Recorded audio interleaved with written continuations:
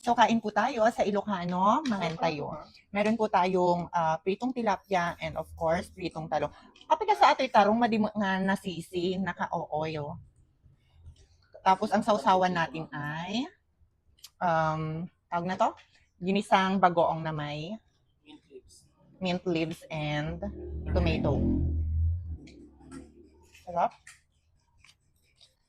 Magimas, guys.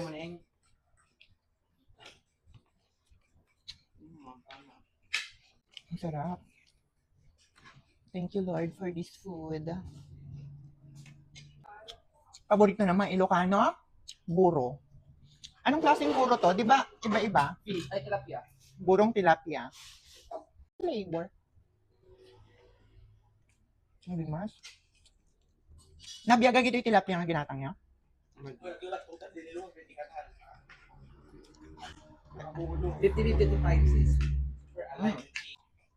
Sinipag yung mga kaibigan kong nagbaniit ng tilapia. So, fresh na fresh yung ulam namin ngayong gabi.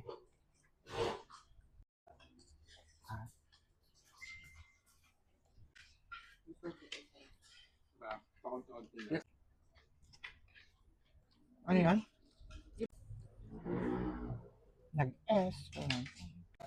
Pansin nyo, lahat ng video ko nagkakamay ako pag kumakain. Kasi,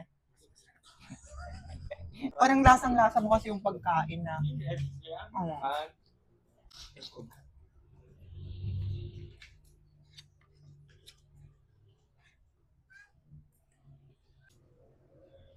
Pag masarap yung ulam, mag-coke tayo. Ganun kami nung bata kami. Pag masarap yung ulam na binili ni Papa, mag-coke kami. Pero pag hindi masarap, kape. Di ba? Kasi mismo kape ng ulam. Pag gulay-gulay lang yung ulam namin nun, kape.